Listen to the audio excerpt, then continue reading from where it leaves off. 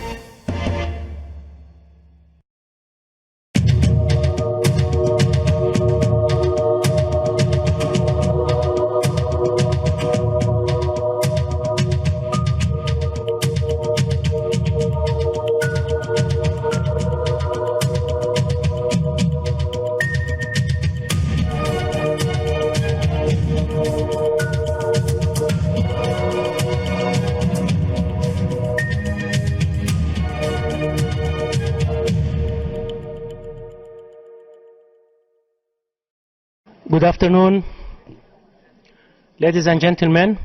Of the regime.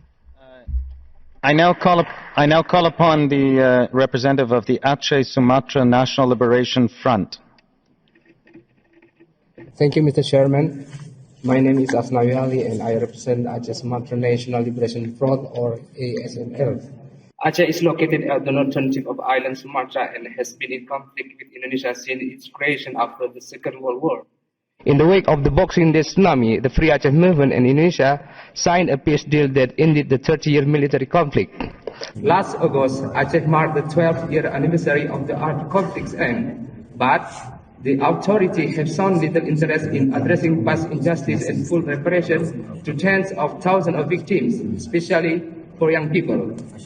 Relating to the above-mentioned background and in line with Security Council Resolution 2250/2015, with reference to the Aman Declaration on Youth, Peace, Security and Stability, I would like to draw the attention of this forum on minority youth and its challenges in Indonesia, especially in my homeland, Aceh. Youth today are the leader of tomorrow, they say. That is very true indeed. But looking at the situation around the world that young people are facing today is really worrisome. Not only what is happening in conflict-ridden countries such as in the Middle East, but also is in the so-called stable third world countries such as Indonesia. Due to this and some other reasons such as unresolved gross violation of human rights by military during the conflicts. Furthermore, the young generation is faced with even more fatal problem today, namely drug abuses. The drug business is relating mostly to a lucrative business of the Indonesian security forces, military and the police financing its operations. This was comprehensively reported by international organizations such as Human Rights Watch Transnational Institute. Therefore, we urge all stakeholders to recognize and implement the 4 key areas of the declaration, especially point number 2. Recognition and support of youth networks, organizations and individual initiatives in preventing violence and violent extremism and promoting peace. Thank you very much for your attention. Thank you very much. I now call upon a representative of the NGO Cuba Community Service. Thank you very much, Professor Packer, for your moderation.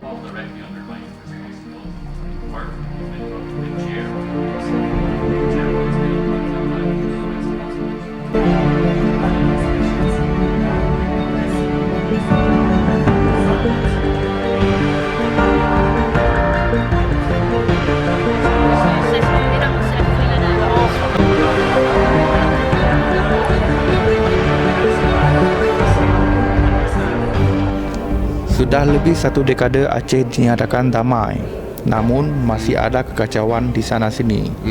Menurut anda, mengapa demikian?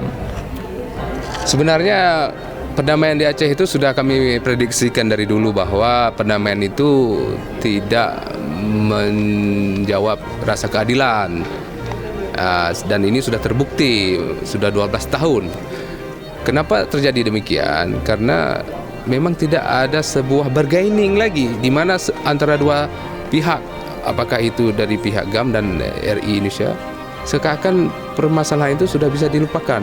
Ini adalah efek daripada perdamaian yang tidak berkeadilan. Di mana maksudnya begini, perdamaian tidak keadilan terutama kepada pihak-pihak korban, terutama keluarga, tidak aspirasi mereka tidak ditampung ataupun tidak dilaksanakan perjanjian tersebut. Jadi saya tidak heran sama sekali ini. Ini sudah saya prediksikan lama. Kalau ditanyakan mengapa, ya karena itu tadi, karena perdamaian yang sangat rapuh, tidak ada komprehensif, tidak ada sebuah tekanan oleh pihak internasional. Dan pihak penengah seperti CMI itu adalah hanya sebuah NGO dan mereka sudah lepas tangan. Jadi permasalahan Aceh dan Indonesia sekarang ini seperti masalah dalam negeri. Jadi apapun yang dibuat oleh Jakarta, jadi Aceh tidak bisa berbuat apa-apa lagi. Mengapa? Karena satu, para stakeholder tersebut mereka sudah masuk ke dalam sistem Indonesia. Itu yang pertama. Yang kedua, para stakeholder itu sangat mudah untuk dirayu, baik secara jabatan dan juga ekonomi, dan sudah terbukti bahwa mereka sanggup membunuh sesama ya demi. Mohon maaf, saya boleh tanya siapa stakeholder? Stakeholder itu maksudnya para penguasa yang ada di Aceh saat ini, termasuk bekas-bekas perunding GAM di Helsinki dulu. Mereka sudah masuk ke dalam perangkap Indonesia. Oleh karena itu mereka tidak bisa berbuat apa-apa lagi. Ya hanya cuma himbauan saja. Keputusannya ada di Jakarta, Indonesia.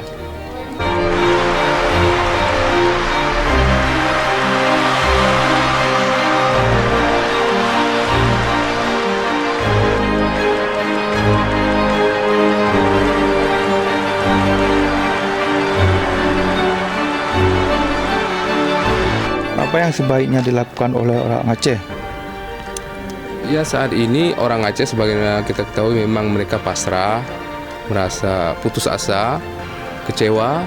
Namun walaupun demikian kita tidak bisa boleh menyerah. Kita tidak bisa menyerah dengan demikian saja. Pasrah ataupun diam itu sama seperti kita bersekutu dengan kezaliman itu sendiri.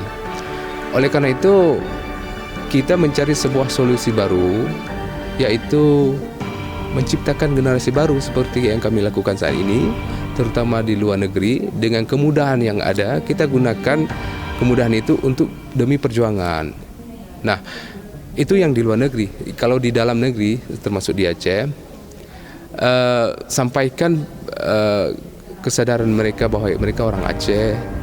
Dengan teknologi ini kita sampaikan berita-berita yang ada di luar negeri, kita komunikasikan, kita kerjasama di mana yang bisa kita kerjasama, terutama untuk membangkitkan sipil kembali. Itu yang kedua. Dan yang terakhir, kita bisa memanfaatkan anak muda di Aceh supaya bergerak seperti tahun 98 dahulu, yaitu ketika civil society di sana sangat kuat. Nah, sekarang generasi telah bertukar. Oleh karena itu, kita tetap bekerjasama, membuat kerjasama dengan mereka. Ya.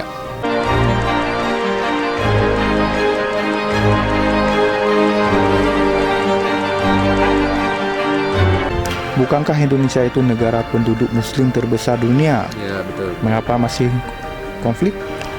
Ini sebuah persepsi yang bisa dikatakan keliru. Kenapa Aceh berkonflik dengan Indonesia? Untuk menjawab itu saya hanya memberikan sebuah logika seperti ini. Di negeri Arab, di negeri Timur Tengah itu mereka semuanya mayoritasnya berbahasa Arab, agama sama, budaya sama. Tetapi mereka mempunyai kedaulatan mereka sendiri, yaitu negara ataupun kedaulatan yang mereka bisa dikatakan mereka hidup makmur. Nah, kalau dianalogikan ke Aceh, yang Aceh berbeda bahasa, budaya, mungkin budaya hampir sama, tapi mengapa Aceh berkonflik untuk mendirikan sebuah kedaulatan? Kalau saja di Arab itu mereka bisa berdiri sendiri padahal mereka sama budaya dan bahasa, kenapa Aceh tidak? Meskipun mereka sesama Muslim. Nah, oleh karena itu Aceh berhak untuk berdiri sendiri. Ini dari jawaban logika, belum lagi dalam hal perkara lain. Nah, yang saya sampaikan ini hanya sebuah logika bahwa Aceh berhak untuk berdiri sendiri, terutama melalui sejarah. Itu patokan-patokan daripada Tengku Hasantiro sampaikan kepada kami gitu. Instructions from the crew. Zum Startstellen sind bitte.